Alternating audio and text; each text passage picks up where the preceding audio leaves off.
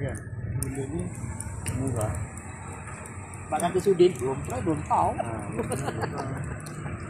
Ini murah cuba ya.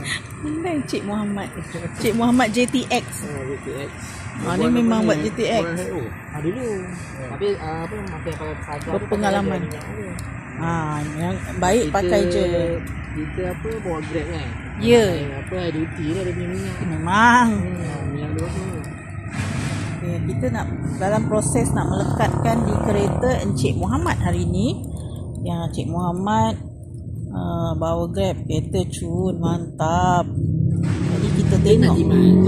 Ya memanglah orang yang rumah bil 3,000 boleh jadi 1,500. Okay. Rumah tu dekat Sunway Montana yang 1.2 M tu. Mahal. Rumah mahal.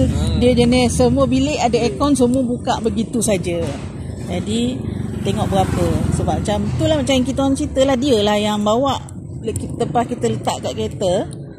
RM50 tu balik dari Negeri Sembilan Lenggeng. Jadi boleh kepong sini balik rumah kan 4 hari boleh pakai lagi, baru isi air Khamis. Tu. Okey. Tak situ. Macam tu, macam kereta Ijai Alza. Tapi ni Alza baru. Ngam-ngam. 5 tak muat tau. Dia 4 je.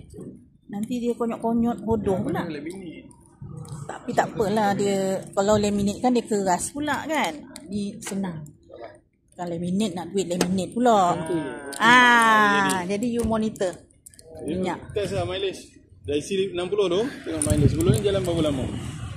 Biasa jalan berapa kilometer? Kalau RM60 dalam 400 lebih tu. 400 lebih, 400 kilometer. Lepas isi 60 ni, set kosong balik. Tengok dia jalan berapa banyak. Orang dia boleh jimat.